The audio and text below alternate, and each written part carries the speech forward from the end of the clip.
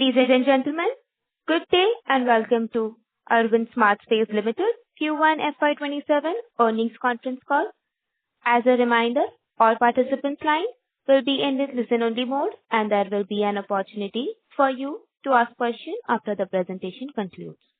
Should you need assistance during this conference call, please signal an operator by pressing star then 0 on your touchtone phone. Please note that this conference is being recorded. I now hand over the conference to Mr. Satyaprakash Mishra, Group Head, Investor Relations. Thank you, and over to you, sir. Thank you, Pari. Good evening, everyone, and thank you for joining us the Q1 FY27 results conference call for Arvind Smartspaces Ltd. The financial results for the quarter and related presentations were uploaded to our website as well as on the stock exchanges. Hope you had enough time to go through it. Before we begin, let me introduce the management team. Joining me today on the call is our chairman, Mr. Kulin Lalbhai, Mr. Priyansh Kapoor, our managing director and CEO. We also have Mr. Amit Chamaria, the CFO of the company. Please note that anything said on this call that reflects the outlook towards the future should be construed as a forward-looking statement and must be reviewed in conjunction with the risks that the company possesses. I would now like to hand over the call to Mr. Kulin Lalbhai for his opening remarks. Thank you, and over to you, sir. Good afternoon, everyone, and thank you for joining us today. It is a pleasure to welcome you all to the Arvind Smartspaces earnings conference call for the first quarter of FY27. We have started the year with a very strong Q1 with pre-sales of 432 crores, which is 147% growth year on year. Beyond the great momentum in sales, this quarter also marked the highest quarterly GDV booked in our BD, as well as a very healthy growth in our construction rate. This achievement is a strong testament to the foundation we have built, and I am confident that it marks just the opening chapter of a far more ambitious and transformative growth journey ahead for us. Speaking of macro trends, India remains one of the fastest growing major economies, supported by strong domestic fundamentals like infrastructure investment, favorable demographics and urbanization, despite the global uncertainties.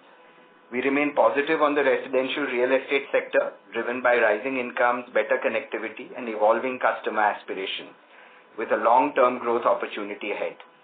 The industry is also witnessing a shift towards organized developers, with customers, landowners and capital providers increasingly favoring players with strong governance, execution and financial discipline, creating a favorable environment for established companies like ours.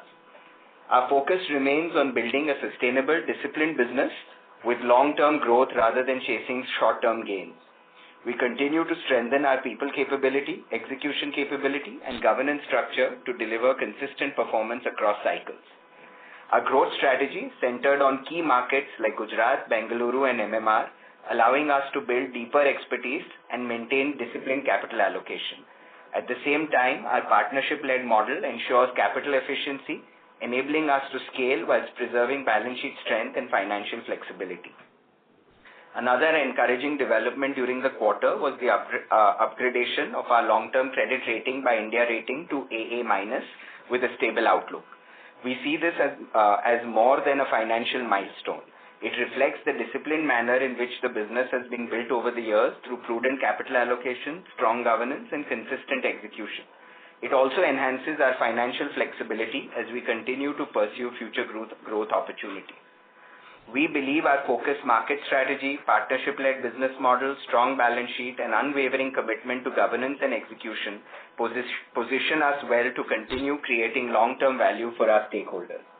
With that, I would now like to hand it over to Priyansh, who will take you through the operational and financial performance for the quarter in greater detail. Thank you. Thank you, Kulin. Good evening, everyone, and thank you for joining us on this call. The first quarter of FY27 has been an encouraging start to the financial year. We delivered a strong operating performance driven by healthy demand across our existing portfolio. Our bookings for the quarter grew by around 147% year-on-year basis, reflecting the strength of the underlying business model, our current portfolio and continued momentum across our core markets. What is particularly encouraging is the performance was achieved entirely through sustained sales. Over the last few years, we have consciously focused on strengthening our sustainable sales engine by improving customer engagement, enhancing our sales process, and maintaining consistent execution across projects. We are now beginning to see meaningful outcomes from these efforts, with sustainable sales becoming an increasingly important contributor to our overall business and providing greater predictability to our quarterly performance. Our Aquacity project in Ahmedabad has been a standout performer this quarter, with booking momentum that reflects both sustained demand and the enduring strength of our brand. This performance further strengthens our leadership position in horizontal development in Ahmedabad, reaffirming the depth of our market understanding and the trust home buyers continue to place in us. Our launch pipeline remains robust, with a couple of launches expected in the current quarter and a strong lineup of additional launches planned over the balance of the year, providing a solid platform for sustained bookings growth. Collections for the quarter has grown by 76% on a year-on-year basis to rupees 336 crores. Strong collections and healthy growth in construction spend enabled us to generate net operating cash flows of rupees 81 crores during Q1FY27, further strengthening our financial position and reflecting the resilience of our business model. Looking ahead, our existing project portfolio provides strong cash flow visibility, with estimated operating cash flows of over rupees 5,119 crores expected to be realized over the next 4 to 5 years. Another important highlight during the quarter was the continued momentum on business development front. We added projects with an aggregate gross development value of approximately rupees 2,600 crores, which includes one redevelopment project in Goregaon, Mumbai, and a horizontal residential development in south of Ahmedabad. Both these deals are under joint development model. We continue to evaluate opportunities selectively with a clear emphasis on project quality, capital efficiency, and long-term value creation. Let me now move to the financial highlights for the quarter. For the first quarter of FY27, the company reported revenue of rupees 318 crore compared with rupees 102 crores in the corresponding quarter previous year. Adjusted EBITDA stood at rupees 150 crore versus rupees 25 crore in the previous year.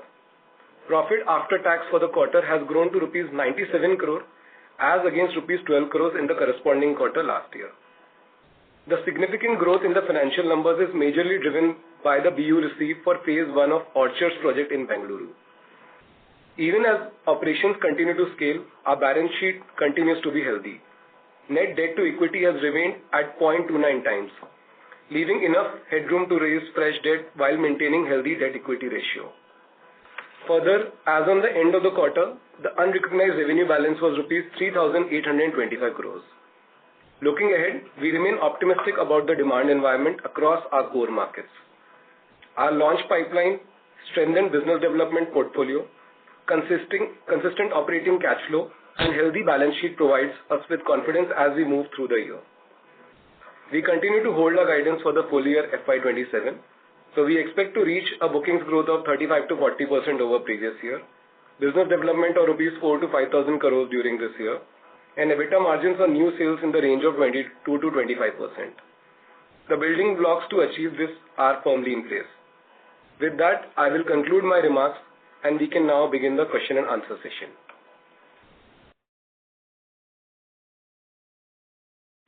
Thank you very much. We will now begin the question and answer session. Anyone who wishes to ask a question may press star and 1 on their touchtone telephone. If you wish to remove yourself from the question queue, you may press star and 2. Participants are requested to use handsets while asking a question. Ladies and gentlemen, we will wait for a moment while the question queue assembles.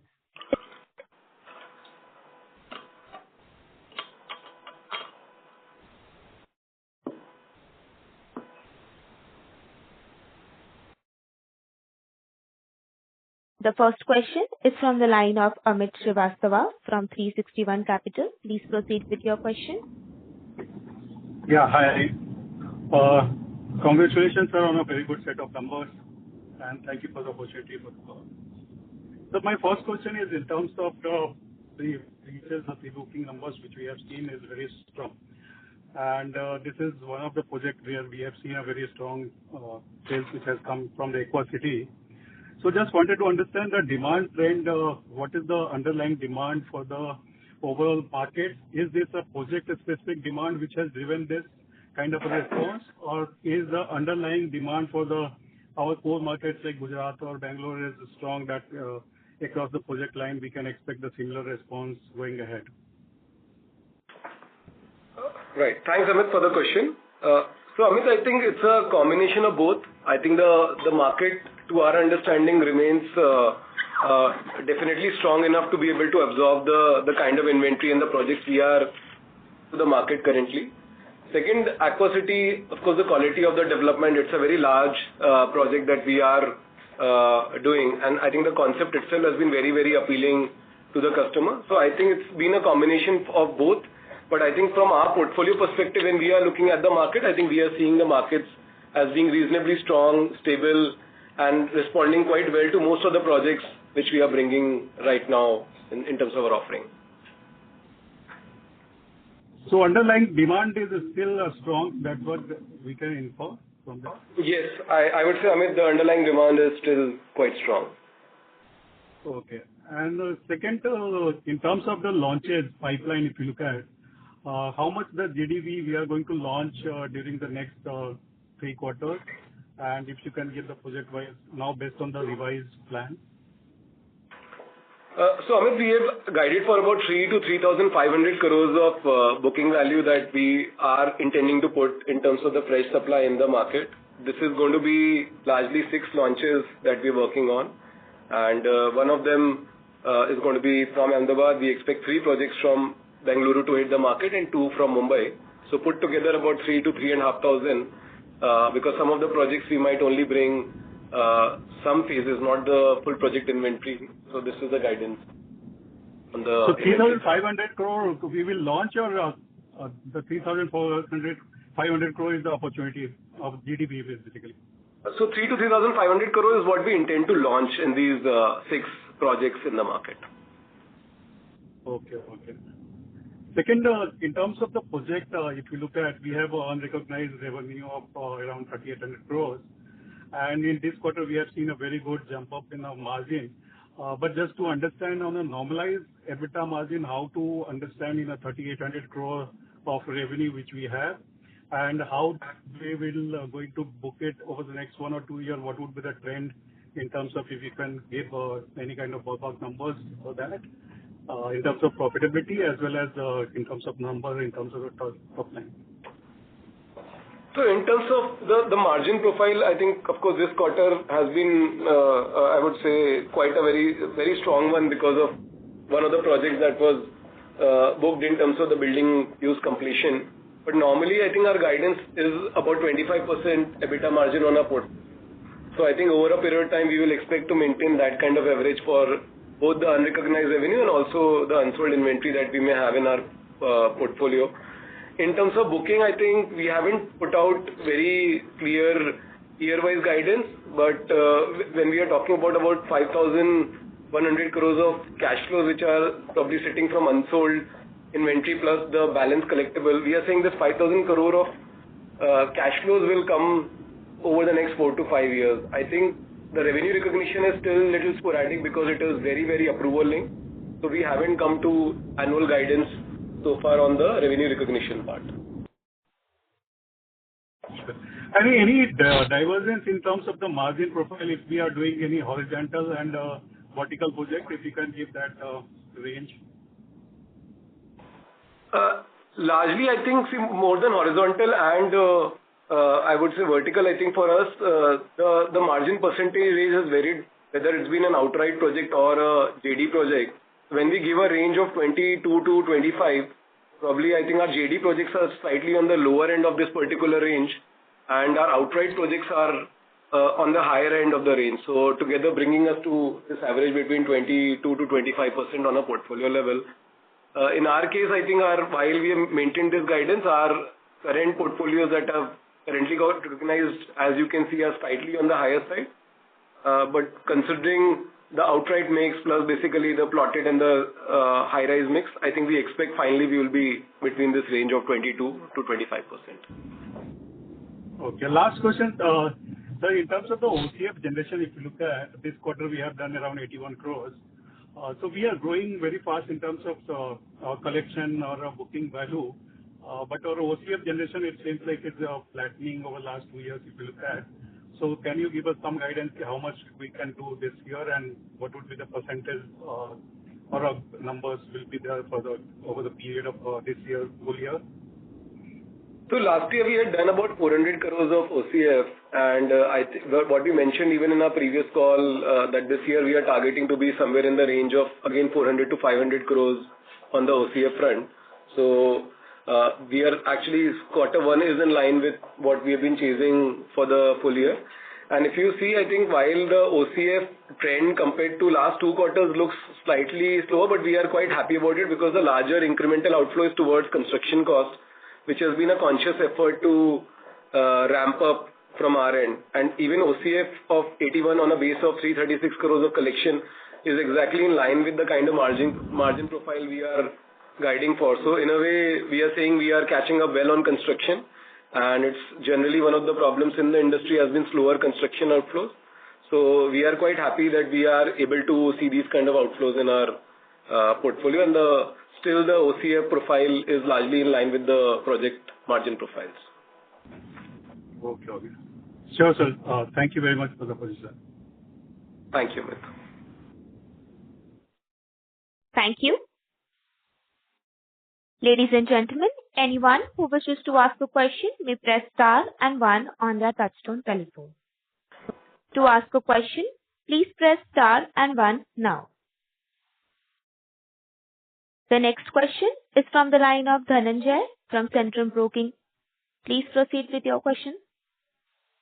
Am I audible, sir? Yes, Dhananjay. Yes, hi Dhananjay, we can hear you. So in terms of launch pipeline for this year, so have we also included this Goregaon project which we got, or this will happen next year? So Dhananjay, we are saying in Mumbai we are looking at 2 launches currently. As you know, we have 3 projects in the portfolio in Mumbai which have been added, and we are hoping one of the launches that we are going to do is the Goregaon project for now. And what is the construction area in this, for this project, entire construction area? What's the sellable area? So the carpet area that we are generating for the market is about 6.7 lakh square feet. It's a redevelopment project, so this is the area that we will be putting for sale. Remaining, of course, is there is a redevelopment component that we are building for the members. So that how much this redevelopment we are doing for members in terms of construction area? We can get back to you on that. There are about 200 plus units that we have to give to the members there, but we can get back to you on the construction area exactly for the members. And how long it will take in terms of once we put for launches to complete this project? About 3 years time? Dhananjay, sorry, could not understand the question. How long it will take to complete the project? This Goregaon after launch. So Goregaon is it's a typical 35 floor plus building in Mumbai. So we are expecting to take about 4 years to complete the project once we hit the ground. In terms of overall investment for this year, as we are targeting 4,000 to 5,000 BT. So what will be the total investment for this year in terms of balance sheet? Right? So it's a combination. It's going to be a combination of our JD plus outright. So today, when we look at the land outflows, we might be closer to in the range of 600 to 900 crores. So that is the kind of outflows we are likely to see. But it's a combination of what finally we do in terms of outright, what do we do in terms of JD, which will determine the fresh land outflows from our end. But right now, I would say 600 to 900, maybe that could be the kind of range we might look at. In terms of revenue recognition for this financial year, like Q1 we started very well because of OC we got certain projects. So what will be the run rate for this financial year? Because a lot of completed projects will come for recognition, right? Right. So, Dhananjay, I think we have started very, very well, and but because some of the OCs are lined up in Q4, Of course, we are reasonably sure we are going to see a strong growth over the previous financial year in terms of the revenue number, but very difficult to give an exact range at this particular stage because some of the OCs are lined up in the fourth quarter as well, and that can sometimes meaningfully swing the revenue recognition because it's just dependent on the last approval. So we have taken that feedback and we are thinking whether we will start talking about this more explicitly. But for now, what you can expect is a reasonably strong growth over the previous year, but we're not guiding for it at this stage. Okay.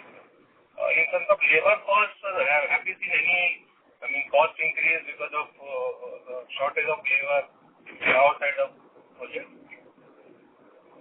So I think so generally the cost of manpower, labor, I think has been on the uptick in the last few years with a lot of construction activity which is ongoing. Having said this, I think from a project perspective, are these costs big enough to impact the project profitability? Not at this particular stage. So there could be some increases that are happening which are gradual, but they are not impacting project profitability in our case because we budget for some of these upfront when we are signing up on the project. Okay, sir. Thank you. Thank you. Thank you.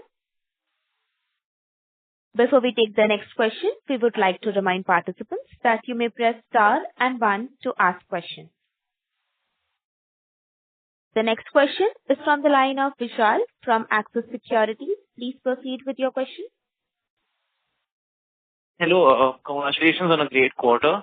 So you obviously recognize a lot of revenue this quarter and you have OCs lined up in Q4. So are you looking at revenue recognition to moderate in the next 2 quarters in Q4 of this financial year and Q1 of next financial year it picks up again? So, Vishal, we are of course hoping to recognize revenue as soon as many of these OCs come in. We do have a good pipeline for the current year in terms of OCs which are currently lined up. But the quarters are slightly difficult to predict whether we will have some of those in Q3 or Q2. I think that's slightly difficult to predict at this particular stage. But we are definitely going to see some, I would say, reasonably large uptick over the previous financial year when it comes to the accounting revenue that has been reported. So my next question is basically on business development and MMR region. You've done BD in MMR recently. Do you feel a higher chunk of your project could be in MMR as compared to Gujarat soon? And what is the progress with the Khopoli project? So I think, Vishal, we remain quite bullish, in fact, on the Mumbai market. So we are continuously looking for more opportunities there. And currently we have 4,000 crores plus of GDV already logged in the market, and we are looking at more opportunities. So we do expect, yes, Mumbai is going to be a very large contributor, but it won't be at the cost of probably any defocus on Gujarat or Bangalore. I think we remain focused on adding projects in these 2 cities as well. But I think Mumbai, every incremental project can bring a lot of addition in terms of booking value. So yes, there is a possibility Mumbai grows faster than these 2 markets in terms of addition of GDV. That's a possibility. Second, I think from a launch perspective, Khopoli, we are working on this particular project in terms of approval. And like I said, we are hopeful that we are able to bring at least 2 out of the 3 projects in Mumbai in the market in the current year. And H2, we do have some of these projects which are part of our launch pipeline, including the Khopoli one. Okay, thank you. That answers my question. Once again, congrats on a great quarter. Thank you, Vishal. Thank you. The next question is from the line of Ishita Lodha from Swan Investments. Please proceed with your question. Thank you so much for the opportunity. What were the incremental efforts taken by the company on sales and marketing to drive up the sustenance sales? And can we expect a similar or a higher run rate in coming quarters?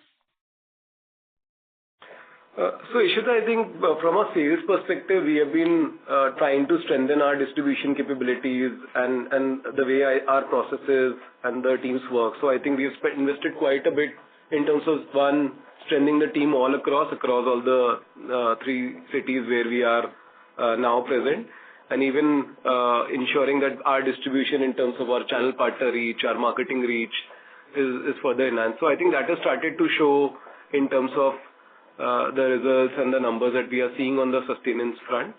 There is compared to what we were aiming for probably on sustenance, we may, with the first quarter being much better, it's possible that sustenance may be slightly more than maybe what we were aiming for. But having said this, we are an industry where inventory is always a function of the approvals you get. So while we are maintaining the overall sales guidance for the year, there's a possibility that sustenance may contribute slightly more because of the build-up in terms of our own teams internally. That's great to hear. Thank you so much, and all the best. Thank you. Thank you. Participants who wish to ask a question may press star and 1 on their touchtone telephone. To ask a question, please press star and 1 now. The next question is from the line of Anirudh Sharma from Ekant Investments. Please proceed with your question. Hi, good evening. So a few questions from my side. So my first question is, your unrecognized revenue has increased to approximately 3,800 crores. Could you help us understand the expected timeline for converting this into reported revenue over the next few years? Ekant, Anirudh, thank you for the question. See, this 3,800 crores of unrecognized revenue is essentially, like Priyansh was mentioning, is a combination of the OCs that we'll get. So broadly, when we look at our project portfolio, it's a combination of plotted as well as high-rise. Plotted projects will typically get recognized over 2 to 3 years, and the high-rise components, the OC comes in about 4 years or so. So it is going to be a mixture of these two things. Broadly, I would say that all of this would get recognized over the next 4 years.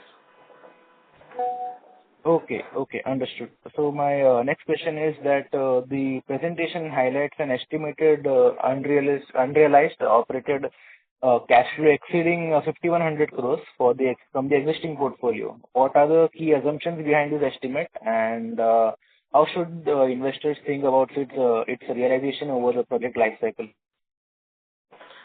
So Anirudh, I think, like I mentioned, when we talk about this 5,100 crores of cash flow, we are saying we are targeting to look most of this probably getting realized over the next 4 to 5 years. So this is as the projects continue to move ahead, and this is of course from the existing set of projects. This number keeps on changing depending on as and when new projects start getting into the portfolio. So over the next 5 years, we feel we should be able to monetize most of it. And in terms of assumptions, generally when we give out these assumptions, the price is based on what we would have underwritten that particular project at.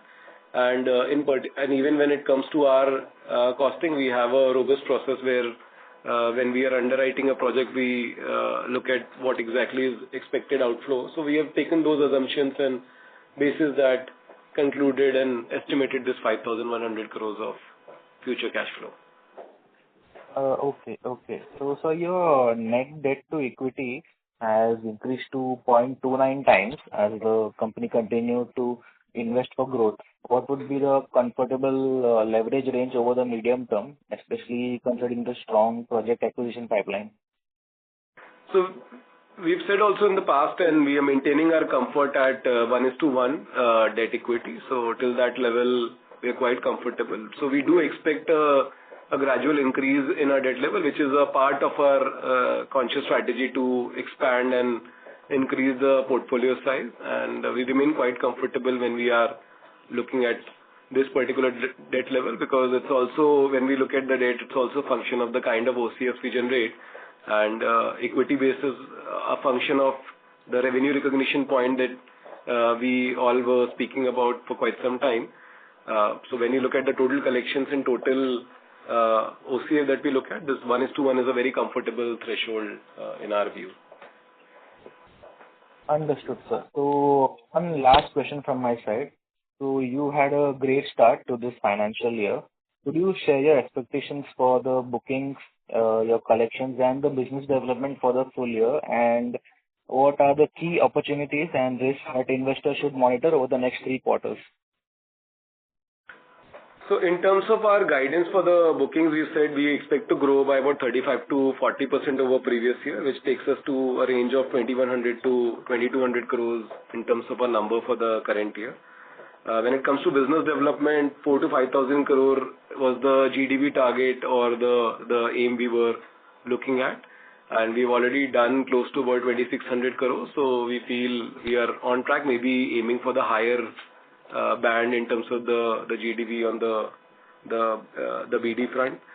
And I think for now, we remain quite confident that we are giving these guidances out, I think fairly on track. From a collection perspective, we have not put out a total annual guidance, but if you see, I think the quarter we've had, this is actually our second best quarter in terms of collections in our history. So quarter 4 was our best ever quarter, and we are happy to see that we are now clocking 300 crores quite frequently in terms of our collection numbers. So we do expect to have a decent growth over the last year in terms of collections as well. Okay, sir. Understood. So thank you for the opportunity, sir. That's it from my side. Thank you. Thank you. The next question is from the line of Janam Shah from Equirus Securities. Please proceed with your question.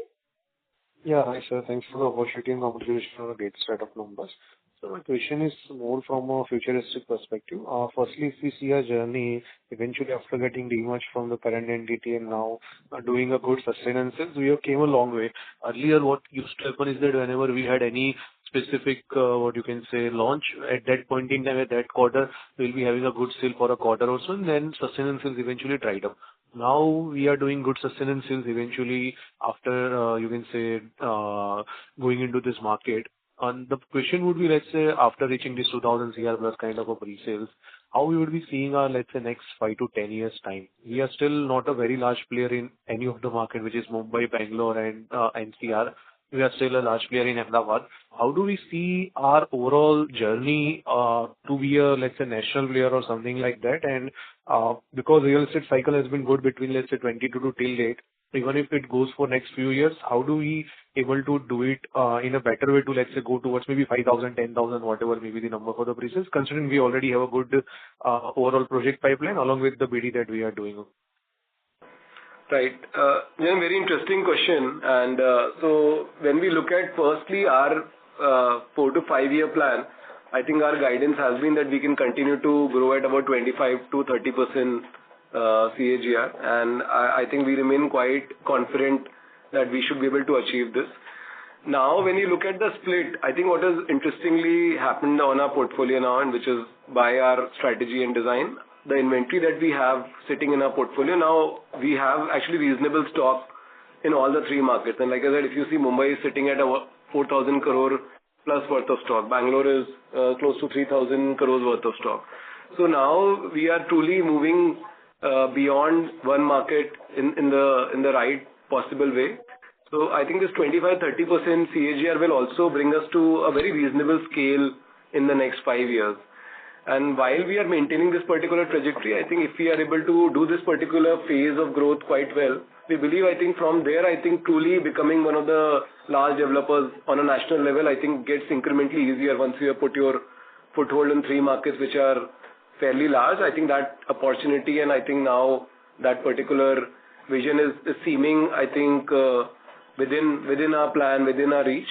At the same time, I think we've always said we will continue to maintain a very deep focus on profitability. So while we expect to be one of the large national developers over this 10-year journey that you're talking about, but at the same time, I think we are not going to compromise financial discipline just to achieve booking value growth. So we are feeling nearer to our plans. I think the way this company, like you said, is getting built over the last 10 years and the next 5-year plan. And maybe I think after 5 years, we'll probably take a stock whether we look at more markets, how do we evaluate our next set of growth. Got it, sir. Got it. So one more thing on this future plan is that if we see all the larger players, here or there, they always have some kind of a commercial or a retail portfolio wherein they'll get annuity kind of an income. Of course, the upfront capex would be higher in that case. We are only focused as of now on the residential part. Are we planning to have anything on the, you can say, annuity portfolio? Maybe not today, but maybe after 2-3 years' time or something like that. Even in the worst case scenario, if let's say something goes off for the real estate market as a whole, we'll have a sustenance kind of, even the cash flow, which will eventually take care of our overall company in the worst case scenario.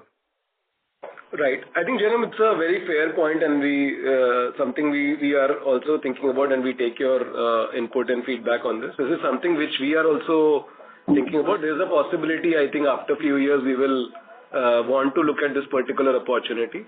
Today, I think step one for us is that we also want to develop some of these assets, probably, I think, and test out the development, even if they are done with an intent for sale basis.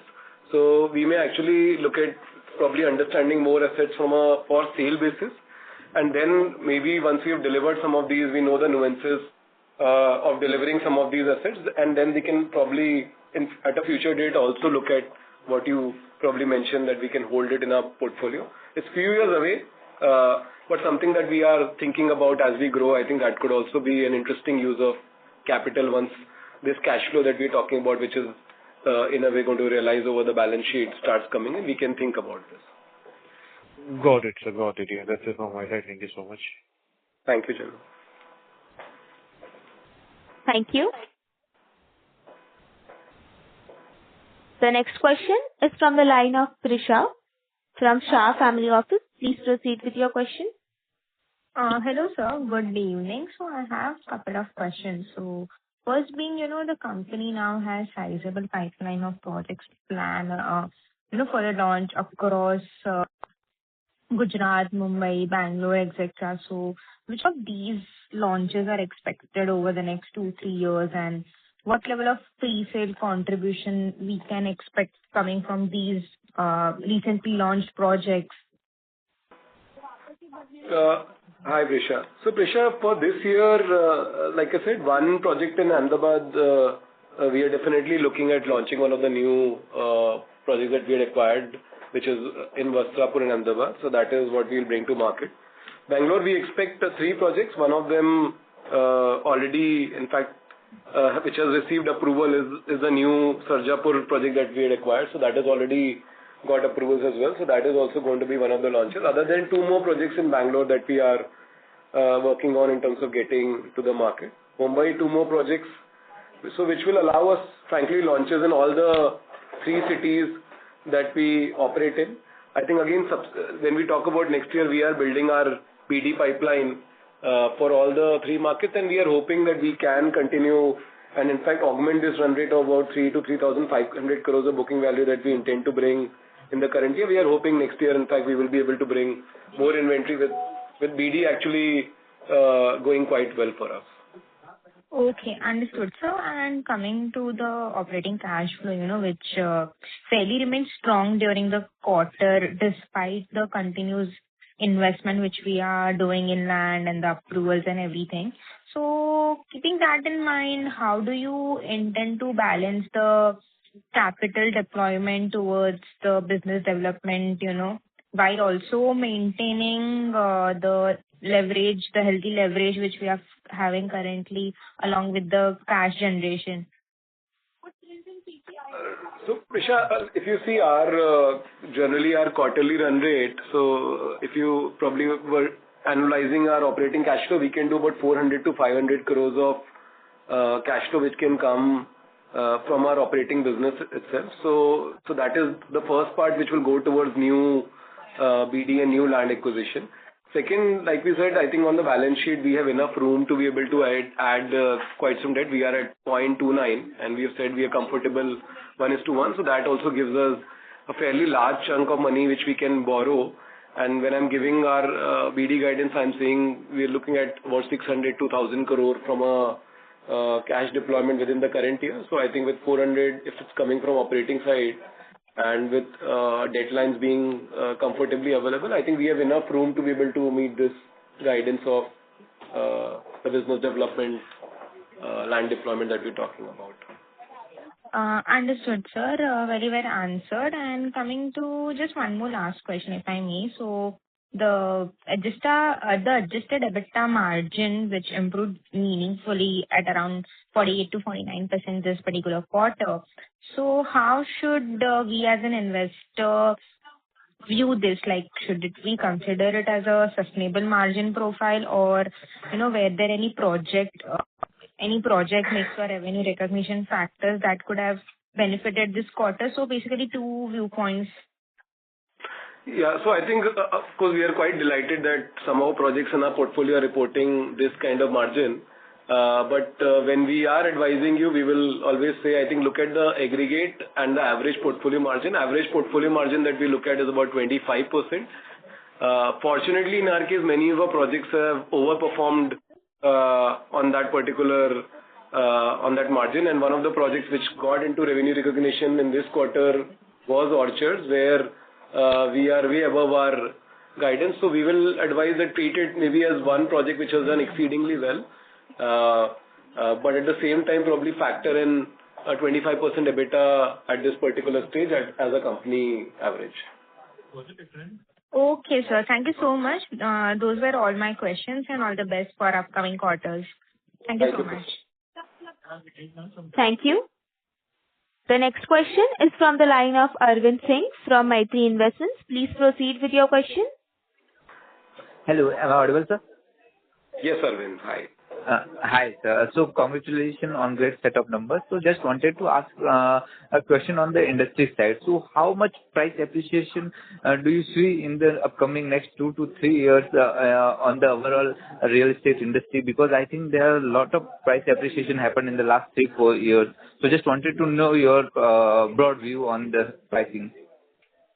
So I think you're right, Arvind. The last few years, I think a lot of price appreciation has happened. My personal view is I think now the price increase cycle, I think it's stabilizing. While because the demand remains strong, there are pockets where there are opportunities to pull up the pricing. But at least when we are underwriting, our business plan, we are ensuring we are not dependent on very large price hikes. So that is generally something we have avoided as a part of our underwriting strategy. So we believe, I think now the price increases should be slightly moderated. The demand continues to be very, very strong. I think in most of the markets where we are operating, I think the absorption is strong. But at the same time, I don't think we will now see the kind of price increases that we may have seen in the last 3-4 years. I think it's going to be slightly moderated in terms of the increases. Okay, great to hear, sir. And sir, one more question that many of the investors said that the real estate cycle is almost done, but you guys are posting the robust numbers. So where do you see this cycle? Where we are in the real estate cycle? If you can give us just broad picture. So I think my own reading is that when we were probably looking at a very, very rapid uptick in growth in the cycle, probably when we were talking 2 years ago. I think now we are in a stage where probably the cycle demand is stabilizing. But when we look at a country like ours, I think the structural demand still remains very, very strong. So even when we talk about these markets, the 3 markets particularly, which we are tracking very actively, I think these markets, depending on the reports you look at, I think one will be looking at anywhere between 3 to 4 lakh crore in terms of annual residential absorption. So these are fairly deep and large markets in terms of the size that we look at. So even if they see some stable growth, we believe, I think there is a lot of opportunity for developers like us to continue to grow, even if it is the current, I would say, structural demand adding to it without the cycle demand giving a lot of uptick. Okay. And sir, one last question. How do you see if you are planning to go into the tier 2 market? So how do you see the margins trajectory there? So for now, Arvind, our focus remains on largely these 3 cities, which are all tier 1. So Bangalore, Mumbai, and Ahmedabad. That's what we are continuing to focus on. And these 3 cities, I think, like I said, they give us an EBITDA of between 22 to 25%. So we are seeing that we are able to maintain these margins in all the 3 cities. Between the 3, the price uptick in Bangalore is probably ensured that there are probably better margins in some of the projects that we may have underwritten in the past in Bangalore. So that's something which is happening as a part of the pricing cycle that you have spoken about in the last few years.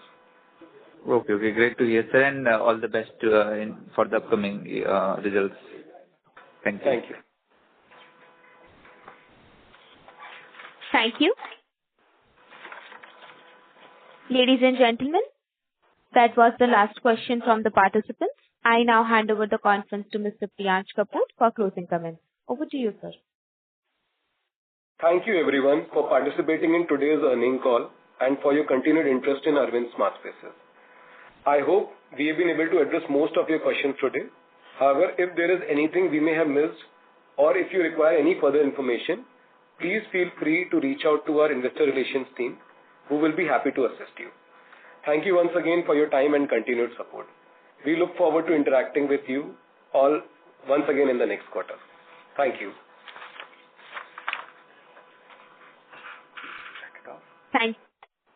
Thank you. On behalf of Arvind Smartspaces Ltd, that concludes this conference. Thank you for joining us, and you may now disconnect your lines. Thank you.